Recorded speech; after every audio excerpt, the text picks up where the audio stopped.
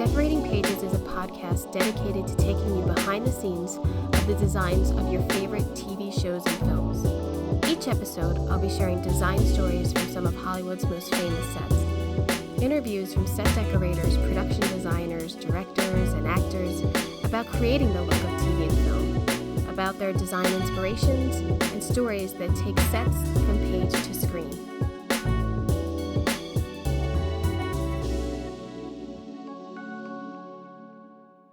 Hello, and welcome to a bonus episode of Decorating Pages. I'm your host, Pt1. It's Emmy season, and I am so lucky to be a part of VEEP for its final season. It has 9 Emmy nominations this year, mine included for Outstanding Production Design. I joined the show in season 5 when it moved to Los Angeles from Baltimore because of a tax credit, so thank you, California. The show went under some transformations behind the scenes due to the show move. Under the new leadership of executive producer Morgan Sackett and the new showrunner Dave Mandel, VEEP reinvented itself even though it was fresh as ever. I am joined on this episode by showrunner, writer, director, editor, Star Wars superfan Dave Mandel. Working with Dave the past 3 seasons on VEEP has been a great learning experience for me. I've never seen a show run this way. It's chaotic yet focused. It's overwhelming but manageable. And the creative side of the show is under a tremendous amount of pressure to keep up with the fresh words that are written. It's ambitious in that it's a 1-hour-long script shot over 7, sometimes 9 days, then is cut down into a brilliant half-hour comedy. And the guy behind it all is Dave Mandel. The man is always around, he's always working, and in my opinion, his work is always making me laugh. A career that started at the Harvard Lampoon and drifts from SNL to Seinfeld to Curb Your Enthusiasm to VEEP, and just squeezed in some films like Euro Trip and The Dictator. He has 10 Emmy nominations and 2 wins, 4 Writers Guild Association nominations and 2 wins, 5 Producer Guild nominations, and currently for Outstanding Series and Outstanding Writing for the final season of VEEP. I realized that I've seen all of his work, every episode of Seinfeld, all 60 episodes of SNL. I love Curb, and VEEP is my favorite show, so I'm very lucky that he has given me this time. So I have some good news, I have some great news, and I have some bad news. What would you like first? Okay, good news. The good news is we talk about everything. How he came up with the ending of VEEP, writing for SNL, directing Euro Trip, specific episodes of Seinfeld, how Curb is a detailed outline, and even his obsession with Star Wars. Which leads me to the great news. It's 2 bonus episodes with Dave Mandel.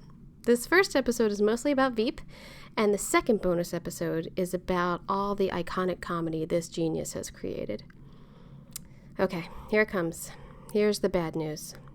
During this interview, my mic didn't work. The whole interview, my mic didn't work. And I kept checking it, and it looked fine, and all the little waves were going up and down, and everything was fine. But I don't know. I don't know what happened. I can't figure it out. I don't even know how I've gotten this far with this podcast, to be honest. Lucky for me, I can be heard on Dave's mic. And let's be honest, you're not listening to me anyway. He's the story here. He's the great storyteller. So sorry if you have to strain your ears a little bit to hear my questions, but his answers are worth it. I did 3 interviews this week, and I was doing so good. They all came out great, and then I don't know what happened. I'm so thankful Dave took the time to do this interview. He has a plethora of stories about comedy. It's insane. And I'll be putting out part 2 of this interview later in the month. I hope you enjoy. Hi, Dave Mandel. Hello. It's so nice to see you. Good to see you. I've missed you. I missed you too, believe me. Those babies don't do justice. Their scripts aren't as funny? No, they're not. They're not, and they're never on time. Well, neither was I, but anyway. I think the last time I saw you was the rap party. Yep. Which was bittersweet. Yep. Very sad, but fun. It was very sad. So, Dave, how did you come up with such a perfect ending? It was many years in the making. The really fun thing about sort of my time on VEEP, the sort of the 3 years that I got to kind of pilot the ship, was that I really got to dig into who Selena was. And so when I first took over the show, which from Armando Iannucci, who created the show, and we brought it out here to L.A., and obviously that's when you joined, and basically, yes, that was the main reason, exactly. But, it was very, obviously it was exciting to put together, a new team out here. We kept a couple of key people, but it was mostly a new team, and it was a lot of new writers.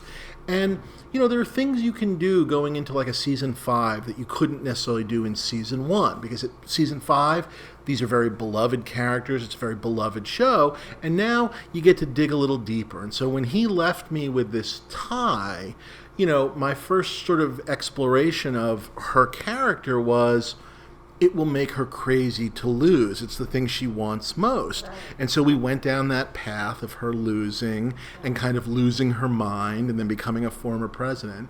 And yet, as we dug into her and got to know more about her mom and her dad and these really fun things that we were able to explore, this idea that, if the opportunity presented itself, what would she do to get it? All of these ideas were I don't want to say I knew exactly what the finale was, but they were all pointing towards a general finale of, the thing that made the most sense, which was to have her have an opportunity to have the presidency in the palm of her hands, and what would she do? And the answer was anything. She would do it, yeah. And the saddest part is she was alone. Alone, forever alone. And haunted. I mean, very, I don't know, Charles Dickens kind of Christmas Carol, like, Ghost of Gary. Yeah, Gary with the chains. Exactly. So that scene in the Oval when it's silent, because I was there luckily the night that you shot it, and you held it for a long time. Yeah, I mean, it was interesting. In the first cut, I happen to know this, and I will never forget it. The original pause was actually 12 seconds long. And it felt like 7 hours. And especially on a show like VEEP, and I've talked about this elsewhere, where we're so rat-tat-tat, rat-tat-tat, rat-tat-tat, that when you do get hit by the silence, you're so shocked. It's sort of like, in Jaws, where the shark always has the music, and then all of a sudden, no music, and there's a shark, and you're like, oh my God. And that's what the silence is in our world. It's like, normally we have the Jaws music, and then, oh my God, silence. And I ended up cutting it down to 6 seconds, and I know the exact amount. But and with that big, beautiful sort of wide of her, and you just get the sense that forever and ever she will do her best to make sure people don't leave the room, because when she's alone, that's where she's going to go. Yeah. Yeah, I mean, I just remember thinking, my God, it's hard to watch because it was so uncomfortable. And I was hoping it would be as ever long as you chose, because it affected just watching it. I don't know if reading it that I understood that is what it was going to be, but seeing it was special. People are still going like, I can't believe that happened. I can't believe she did that to Gary. And my comment is always, that's exactly the point. Yeah. Like, yeah. But I didn't think you were going to make her do it. I know that she was capable, but I thought he was sort of resilient. I didn't think... No, I mean, that we sort of set him up on purpose as the untouchable one. But when push came to shove, and we did sort of, when I sort of sat there, and I guess I'll simply say, thought about who's the only person she really cares about. It's none of the rest of the staff. It's none of, obviously it's certainly not her daughter. It's not her ex. It's not, and so ultimately, in some weird way, he was the dysfunctional love of her life in some weird way. Yeah. Now, I want to ask one thing. I thought of when you were setting up this show, how do you set up a writer's room? How do you know? Well, it's an interesting thing. Putting this writer's room together was different than maybe if I was starting a writer's room from scratch. Well, number one, because we were picking it up in season 5, 3 Brits, so 3 of the original, I don't know if they were the original writing staff, but 3 of the people that had been on Armando's writing staff who were willing to kind of come over to the U.S. And, L.A. is a much farther distance than Baltimore. So 3 of them stuck around, which was very nice to give us a little bit of continuity and sort of how things are. And then, honestly, when I put this show together, because I did feel like somewhere in the back of my head, and I wasn't worried about it, but I was very aware that we were going to be not graded as if we were a new show, where obviously you're given a little bit of a chance to sort of... Yeah, it is, but except it isn't. Yeah, and so if we're not as, if we're not more of VEEP or as good as or whatever, however you want to express it, people were going to jump down our throats. And so when I definitely put this staff together, I felt like 2 things. One, I wanted very experienced people, maybe more so than usual, where I might have on a new show, tried some... Oh, look at you. You're an interesting playwright and you're an interesting person or a new writer or something with an interesting voice. I didn't feel I had the time for that. No. And I actually also felt like I needed to be 100% sure. And so for the most part, I hired writers that I had been in other writing situations with. I think other than Rachel Axler, whose stuff knocked me out, but who... a couple of people that I trust more than life itself vouched for her. Everybody else I had... Right, exactly. But everybody else I had worked somewhere with. I mean, Lou Morton, my right hand. I mean, we've worked together on and off. We were in school together. I mean, literally, Alex Gregory of... we went to high school together. I mean, I'm not kidding. Yeah. Billy Kimball gave me my first job at Comedy Central. I mean, these are people I go back with. Yeah. They had your back.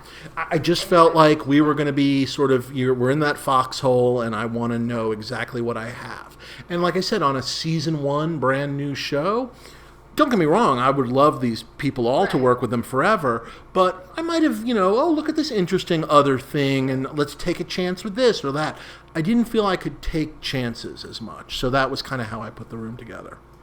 Do you ever change a scene or dialogue if we're at a location and you see opportunity for comedy? Oh, yeah, absolutely. I mean, I think, I think sometimes, like I remember we were shooting once, this would have been the previous season, we were at the Habib Mansion or whatever. Yeah. And, yeah, exactly. And we were shooting, it was one of those great locations where we were there, I can't remember if we were there for 1 day or 2 days. I think we were there 2 days. 2 days. And so we were shooting stuff. We were shooting all sorts of stuff. We were faking rooms to be a hotel. We tried to fake a restaurant, but it rained. Right. We used this room, we used that room. And, I remember at the end of the episode when she's sort of, when Jafar breaks up with her in that library kind of area, and we kind of had Julia being able to sort of like walk out and leave, but then kind of come back to where the joke was sort of about how his father didn't like her because she's older, but also he thinks she's Jewish, and she kind of leaves but comes back and is very like, I'm not Jewish, like makes a very definitive point. Yeah, most important, you need to know one thing, and that was sort of a fun thing where that kind of set and the kind of ability to kind of leave and come back, jumped out at you. There were some other fun things. Sometimes you go like the thing that I really do think about was. We went down to what was the name of the Galen Center, which for the final episode, the big arena, and obviously locations had been there, Jim had been there, everyone had been there in and out, but we went, I guess, like a weekend before, and we all just walked it together, and in wandering around and walking. You go, oh, maybe this is a staircase for Ben to run on. And they had originally had some idea of doing the Julia going into the bathroom thing somewhere, and then all of a sudden it was like, well, what if we do this bathroom here? Because here's why, but also then in the approach to the bathroom, you can see the empty arena. Because when we got there and the arena was empty, we got very obsessed with this idea, and I remember talking with David Miller, our DP, and with Jim Gloucester of just this idea of like, it is so cool being here and it's empty, and we're going to be in it later on and seeing it full. Yeah. What if in this night before area we figure out a way to just have her walk up the stairs of this empty thing, and then it was like, well, what if we did that here, and then we use that as a bathroom? And so sometimes it's just ideas, and look, I'm aware that no one's going to watch the show and go, I loved it because they had that shot of the empty arena. But you never know. But I mean, I really dug that empty arena shot. I mean, I just really did. So sometimes things like that, sometimes just comedy stuff comes out of, like with the bathroom, the way the door worked, we started playing with this idea of like, well, what if a woman, the cleaning person is coming out of it, and then she kind of says, caballeros, and just that thing, and the door shutting. And so just the way that bathroom door shut informed the way we kind of had Tony letting the door shut, then him noticing it, again. So the location dictated some extra little moments just because it did, and I love that. Yeah. I get very paranoid or something that it's like, oh, you know what? This hallway is better, and I get it. And I know, I have no say in this at all. So let's move all our shit. No, look, obviously there's a certain amount of production requirements in the sense of, we had, 2 days there in that gala? So we had 2 days, and we easily had 3 days of shooting, if not more. So many plug lines on that. No, and honestly, at one point broke into 2 units, and I was running back and forth between the units. And you're just trying to do it all. And so there are definitely times where you're like, oh, wouldn't it be great if we moved all the way over there? And yeah, maybe it would be a little better, but it'll be a lot better actually shooting it right here and now. But I was so just happy the way, we built a convention. I don't know how to say that. So much of our show, if we started this discussion by talking about, Selena's choices. Yeah. And the choices she made are that much. The power, if I can say, comes through because we're not just in a hotel ballroom pretending this is a convention. Yeah. We're in a convention, yeah. So the reality that it lends her choices makes the choices that much brutal because it seems so real. And I remember David Kennerly, the photographer, who was the presidential photographer, was there shooting during the final episode, and he was just like, "Yeah, this is like a I've been to conventions. This is a convention," and it is that thing of just what I love about what you guys have done for us on these last 3 years, and I know Jim predates the both of us, but just. Lending a reality that just makes the comedy that much funnier. Because when you believe this is a congressman, when you believe that Jonah got put into even though this is a silly joke, that Jonah got put into an office with a low ceiling, it looked so, having been in congressional offices, it looked so much like a congressional office. I was just in Washington, D.C. We went to Washington, D.C. to show an episode, and I took my kids to visit a congresswoman, and we went into her office, and she's a first-termer, so she's only been there for less than a year, and we walked into her office, so the main office, and it basically was a desk by the window that looked like our backdrop outside the window. And then, because clearly she meets with constituents, they jammed 3 couches just in the most. Nothing matches, and whatever. And all I could think of was we built this. That's all I could think of was, we built this. Yeah, exactly. But again, that reality that you think that Jonah has been put into this attic sort of office and that this is real makes him repeatedly banging his head, which is a very silly idea, that much funnier because there is such a reality to the office. Yeah. There was, I had asked him about research, and I know that we both did, there's wires everywhere. There's food cups everywhere. These people are not cleanly at all. And I don't know, no maids or there's no cleanup. I don't know what's going on. but he did research and went to congressional offices. Yeah. But you also got to go into the White House. And yeah. I mean, and if anything, I will say our actual White House was probably a little nicer than the real White House. The real White House is kind of a shithole. But I did, yeah. No, I mean, he's not. I mean, it's not Buckingham Palace, yeah. Right. And the thing that I was taken by, which we didn't necessarily use at the White House, although we once built in the first season. Do you remember we built a Richard Jonah office where Richard gets put in charge of Jonah, and they're fighting about desks, and we had another like low staircase? That's what that White House was like, where you go to an office and you realize this was clearly a closet and it got turned into somebody's office. And that's what we kind of gave Jonah and Richard in that first season. Had to be outside. Yep, we had to kind of shoot through the door. Yeah, exactly. And that was something you make a note of, and it's like, oh, we can use this. And the other thing I remember, which we did with our congressional offices, is there's always just random furniture in the hallway, like as if people are constantly jamming extra desks in or taking desks and chairs out. And so, again, I guess what I love about it is when I do meet, people from D.C., they're so... At this thing I did in D.C., someone was asking about the congressional offices because they were just like, how? And I'm like, well, obviously we start with reference and, really good photos and stuff. But, and then beyond that, though, it's obviously both creating it, but also... giving a little our own version. So with Jonah's office when he was a congressman, all of that New Hampshire crap. And the photos, including photos from his campaign. If you remember, like we had like some of the newspapers and the shot of, it's Tim's favorite thing. I don't know if you remember. A handshaking with an old man. The guy with the old man who has like a crazy beard, and he goes like, we gotta get a picture of that beard or something. And that photo is in his office, and it's there if you. You know what? It's the one you'll remember too from this season. We were in Jonah's mom's kitchen.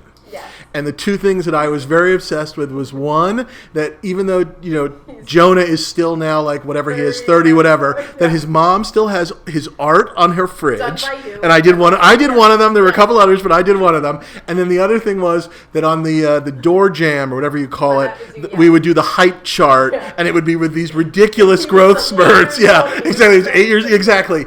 And it's there if you freeze the frame. It's not about the scene, but it's like my favorite things. Those are my favorite things in the world. Yeah. I do love getting the notes too, because even with Jim and I talk about like there's only so much we can think about, and so when you get some input, you're like, oh, duh. Well, yeah. No, but I know, but it's also too of like, yeah, let's build this character. Like we're so into it. And so into the extra stuff, those extra details are just oh my God, when you guys got to do Gary's parents' house down in wherever the hell oh my God. Oh my God! And do you remember the crib? And you remember the crib, the crib of the dead twin. Yeah. I mean, we wrote it. I don't know. We wrote it, but we put it in, and then it just kept growing. It was just like we added a weird prop, and then the next thing you know, it's like there's a full page of discussion of the whole conversation that you gave her, like, oh, they sleep in separate bedrooms. Yep. Or obviously being in your mom's room, like that subtlety, that was genius for that too, because you were giving the background without him giving it or even showing it. How do you give a tremendous amount of information, whatever? And I do love that combination of, again, when the words go together with the sets and all that kind of stuff, and it's just great. Yeah. I have said to Jim, this. I probably peaked. I'm done. Me too. Me too. I don't ever think I'll have another VEEP. I really don't. Only because of the timing and everything, and just how into it everyone was, and just wanted to give 100%. Yeah, I mean, a group of people that, and top to bottom, and crew and stuff. Yeah. The prop master. I remember once. I was showing I think my wife had come over, and we were wandering around, and I took her back to show her a stage, and I found Gay there. It was when Mike and was helping Selena with her book, and they were looking through old photo albums. And the camera never sees the photo albums, but Gay built she made 3 photo albums filled with photos just in case. Yeah, there's always 3. Yeah. There's always 3 options with Gay, and they're all fantastic. Yeah. I don't know how she must have that power to stop time and then make shit, and then it's ready for camera. Because I don't know how she does. I don't have that. But it honestly, top to bottom, though, was a group of people that were really prepared to kind of kill themselves to make the show better, which obviously was just wonderful. And then just on a cast standpoint, I mean, I think our writing staff was very special, and I'm not sure I could put another writing staff like that together on a new show. I don't know how you would ever put a cast like this together. No. I mean, so dialed into each other. Yeah, and then on top of it, if you think about this final season where we were able to add into the mix Emily as Beth, Jonah's wife, Andy Daly as Keith Quinn. So you're taking this Murderer's Row, and then you're throwing in 2 or 3 more just killer comedy people, and just trying to fight to find additional time for these folks. Yeah. I think as a fan, the prior season when they're all split up, and you're getting all of these other stories, and then how they all get back together. You never think they're all going to come back together, but you made them sort of they ended that, and look, they're all in Selena's office. I mean, I love the thing I love the opportunity to do on that season 6 was I love the idea, I guess for lack of a better word, to tell the story, even though the show is VEEP, and she was VEEP, and then she was president, and now she's ex-president of the United States. And so setting up just the idea of the library, and then obviously the payoff in our final season of finally building the Vagibrary. Did you know that? Did you think that? When I knew that we were gonna jump to the future, I did know we were gonna go to the Vagibrary because that she would be buried there. But when we set it up, I didn't know we would be ending there. But the other thing too, by the way, I have to say, in that final scene in the Vagibrary, and we set up, and it was kind of this great combination of, I feel like it was props, production design, it was everybody. The displays of her wardrobe in the library, because that's all she kind of ever did. But then every one of those costumes on display had someone wrote up a card. Who writes who? Well, Graham read. Okay. Is he the graphics guy? Oh my God! I mean, he's just phenomenal. And the other thing too, which comes, the big wall, that was so fun. The donors, But the other thing that's really fun about your guys' graphics department is anytime we ever were doing I don't know, a campaign office. This season, we had a load of, I'll tell you one funny thing in 3 seconds. We had a load of, different Selena and Jonah offices. And just the way you guys, obviously we had our regular campaign slogans, but you would, all of a sudden I'd walk into an office and it'd be a Latinas for Selena kind of a thing. And I'm just I know I didn't write that. So, yeah. I specifically knew that we were going to do a lot of campaign offices, and you gather all this research, and you're oh, look at this one has balloons. Okay, that could be something. Okay, this one has no posters and just this big phone bank. They're not that different. But when you catch something that would bring it to we know that we're in a different state now, at least, and that it's not just the flags. But I am gonna tell you something very silly. Ready? Which is, and I had this thought too late, which was, we had a location which really was just an empty building that you guys basically completely changed. That was the Iowa offices, and we built the conference room there. We put in the glass conference room.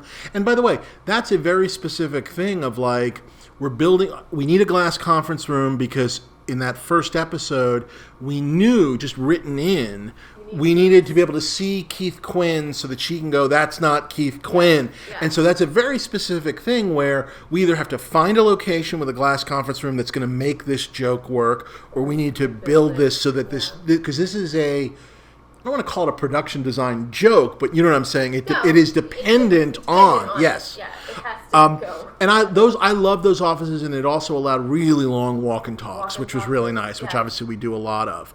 But I did have this thought later on when some of the smaller campaign offices we just kind of did here on the lot.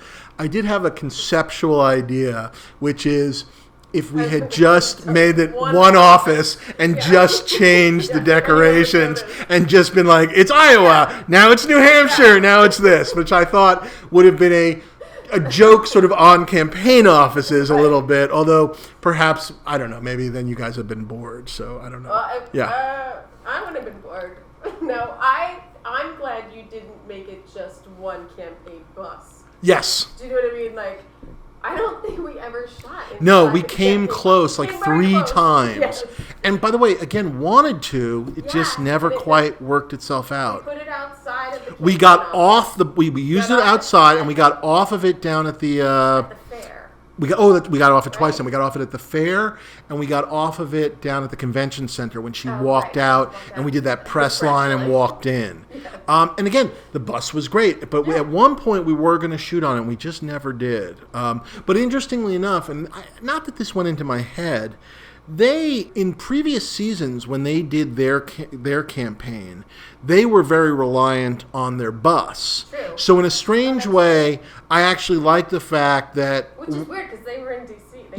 What are they doing? Well, we're not going to solve that one. But where's Jim? But they used the bus a lot, so the fact that we ended up, I guess, not doing it so that it had a different feel, I don't know, I didn't mind that. I mean, I know that we went on a bus when she sees Andrew and that woman together once. Yes, but that bus wasn't even moving, and that was, the only time we did a campaign bus, I feel like. Do you, I mean, you're writing, you're directing, you're show running, you're producing. And then, I'm tired. You're a dad, I mean. Well, I'm a terrible father. Let's be very clear about that. You have so many hats on. What's your favorite, really? It's so hard to answer that. I mean, I guess at the end of the day, my favorite moments are sort of just when we're actually probably doing the shooting. I mean, but I love it all because it's so intertwined. Making it better on, being in the writer's room, making things better. I love that, or just getting the script right, and then on the flip side, being in the edit room and taking something and starting to get the extraneous part out of it and get it down to its essential. Is wonderful. And by the way, you can fix things. You can solve things in the edit room too. Like, oh, that's a little slow. What if we intercut? What if we go from here to there? Yeah. So editing obviously is, a key component. But I guess I do love the moment of being on the set, with the actors, whether it's throwing new lines at them or, just whoever it is coming up with bits of business, just those moments of sort of playing with it on the set and just feeling like we're getting this. Yeah. That is something amazing to watch when it's like, okay, now let's try this. And then you go back and you talk with the writers, or you're sitting there and you go back, okay, now let's try this. And the actors take the notes like amazingly. Yes.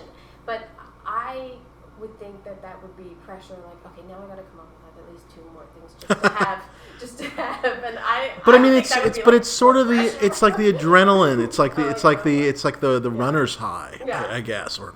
I have no idea what that is, but I don't know if that's real. But if it is, this is what I think. No, but it's just that kind of thing of like, there is like an excitement to like taking something and then going, oh my God, there's that weird like pause there. What if Sam said blank, and then, hey Sam, throw this in there, and all of a sudden by adding, it just adds like a third layer to. It's the stuff I love. Yeah. I would say, as a fan of the show, I am really disappointed that you write these 70, 65-page scripts and you only see... now that's an hour, basically. Yeah. You only see a half hour. Yeah, although surprisingly... Can you put out directors? But it's funny, surprisingly though, we don't lose a lot of scenes if you actually think about it. No. We it's each scene just gets cut down. Yeah. Which is crazy that you're able to do that, really, with losing information in that scene. But it is, I find that when you get in there, you start to realize that there are extraneous words, things that you were sort of, a character was explaining that that when you're shooting the scene, maybe you think to yourself, Mike has to say, we just got a phone call, this is happening. But then when you're in the edit room, and if Mike, you see Mike getting the phone call, and then the next thing you see is him running into the room, he doesn't necessarily, all of a sudden when you go, we just got a phone call, now that, I just cut, a second and a half. Right. And if I do that 60 more times, I've cut, more than a minute. And then that's the philosophy. Rarely, I mean, there are lines and things I do miss, but for the most part, if I really love it, it's there. I do find that, like, let me put it this way.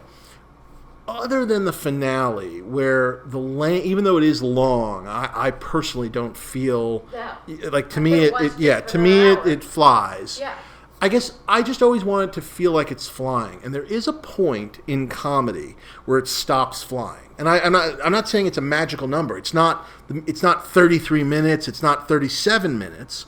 Each thing has its own point, but there are episodes where I honestly think it's great because we got it down to 28:30, and that, yes, those other two lines were really funny, but you do pay a price sometimes and you don't realize it till later. Do you think it's like the audience gets fatigued by Yeah, I think there is a fatigue. I mean, look, I think ours is a very intensive watch, first of all, because you got to listen for every line, because we're not stopping for anybody. So that's part of it. But also sometimes, like, if the end is the payoff to something from the beginning, there's a finite amount of time before it's too far away from where it was set up that it's no longer a payoff. It's just taken too long. Right. And again, there's no magical number. Sometimes it's something where... It's just the flow. Yes, exactly. And you just have to feel it. And that's what the edit room is really for. But that's genius to know that, I think. Because obviously lessons learned, yeah. I should have started with congratulations for the Emmy nominations of the show, because we're all... Congratulations to you guys, too. We're all under your helm, Oh. and every department and everything. So, and the opportunity to do all these great things for these characters, I have to thank you. No, I mean, I will say the following, which was, I mean, I knew you guys were good right from the get-go, but I will say in season 1, when we got to the documentary... Oh, that... which is, to me, still one of my favorite things I've ever, You directed that episode amazingly. We had 47 sets. Yeah. But when we did that one, and in particular, when we did Don't say Mike's. No, well, Mike's was fantastic, and I will get to that in a second. About that. The Mike changes of just from his room to baby room and the hockey and all that stuff. But for me, it will always be modern dance to, or it was Catherine's modern dance. Yeah. It was Selena's 1980s press conference with Catherine falling off, and then the Mikado. Yeah. And then the Gilbert and Sullivan Mikado. Yeah. Yeah. That was probably the most insane episode I hope to ever be a part of. Let's just put it that way. But that's when I knew. That's when I knew, but that's when I really knew. I was like, I can throw these guys anything. I said to Jim, don't you remember? I was in Marjorie's parents' house, which was next to the basement, crying because you would do a scene in Mike's, and you'd go to the next stage. And then we basically, however long, right. And it would be half hour, 45 minutes. And you'd come back, and it would be a different set. Yeah. And then you'd shoot it for like 20 minutes. Okay. And then leave, and then we had to come back again. Yep. And I was like, I don't know if this is going to fit here. I don't know if I got enough dressing. This is insane. And he was like, no, I'm taking down this wallpaper. And I was like, I don't give a shit about your wallpaper, man. I got to do this whole set. But just to talk about that mic set. And absolutely every piece of all of that thing, but also, and I don't even know how these things. If this starts with Jim and then whoever, whatever. But just the fact that we also built the stairs so that there was that sense that it was like a basement, room. Yes, exactly. Yeah. And so, and obviously we often do for a lot of houses go on location to real houses, but even when we don't, and I'm thinking of obviously, we built Selena's brownstone, we built Jonah's mom's place, but specifically just that Mike bedroom, which was only in the one episode, we never saw it again, but we did see it obviously the 4 or 5 times. Just the trouble to basically build those stairs, the realism, exactly. And again, that just, It's great. Yeah. So Jim and I dive a little bit into my darkest day, which was Catherine's nursery. I know. You could have asked me, and I would have answered it. But what I come out of it was, it broke me down. It broke me. But not. It was more of the relief that I got it right. Yes. And we talked about how we get notes, and on a show like this, you're just going. Yeah. And sometimes, we don't talk again, and it's 6 sets. That was, of all the thousands of things that we've done, I'll say a couple of things about it when I think about it, which is, number one, it's a tough one, first of all, because it has, unlike, say, if we're doing a congressional dining room, it has it doesn't exist. We can't say to you, there's jokes in the scene that you can use as reference, but there's no real, we're not going, this is this other thing. And more than that, there's a real trap of it becoming jokey. Right. And that's everybody's fear. That's the trap. Yeah. And that just sometimes, and these things do exist, where it does become one of those things where there may not have been an answer until we saw something to then go, more of this, less of that, what about this? Yeah. And you hate that that's unfortunately what it comes down to, but it is one of those things where it's just, you can't really go, oh yeah, show me references of other weird nurseries. Yeah, exactly. Yeah. No, it's one of those things where I don't have reference, but I think it's going to be this. And he even said the same thing, like with the wallpaper, doing this and that. And he's like, we both were on one page and they were on another. Yeah. But we all knew when. But there were elements of, because I remember there were things. Everything. Right, no, there were things where we went, I remember going, keep this, more of this. That's what I remember, Exactly. But by the way, talk about another just structurally as a set, because that was an upstairs set. So again, when we could go in and out of those rooms, you could start to feel them going down the stairs, which is, by the way, just forgetting about the interior decor for 3 seconds. Yes, exactly. And that's a joke. Where am I? Right, exactly. That was a joke. And it was coming in, and we had so many crazy jokes. We had like Indian casino. I'm in a gift shop in an Indian casino. I think we had like IKEA raped a squaw was a line in there. Which is a good point, because we're going off of the dialogue also. Yes. Not only just notes. But some of the lines, my favorite line in there, and it's not my joke, so I don't even know whose joke it was. No, it was the joke of where she goes something like blah blah blah blah blah. Is the baby going to play chess against death or something like that? And which is obviously, it's a very sort of Ingmar Bergman kind of, like joke. But it's like, well, what does that mean? It's a black and white room, like on a beach. You know what I mean? Like that doesn't really help. It's a strange feeling. It suggests other, but it doesn't really say to you, this is the paint color the room should be, or whatever. Yeah. I get into that. And what I will say to your credit, ready?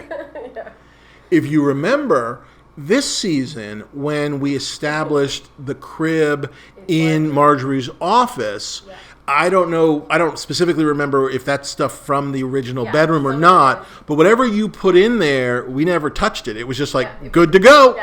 Good to go. A little bit more black. Right. But it was from that set. Yeah. I was like, I'm not even. And I will say for myself, as somebody who, I'm aware of this about myself, which is to say, look, obviously if there's a specific joke, and I can remember, it's funny because we were talking about like glass conference walls.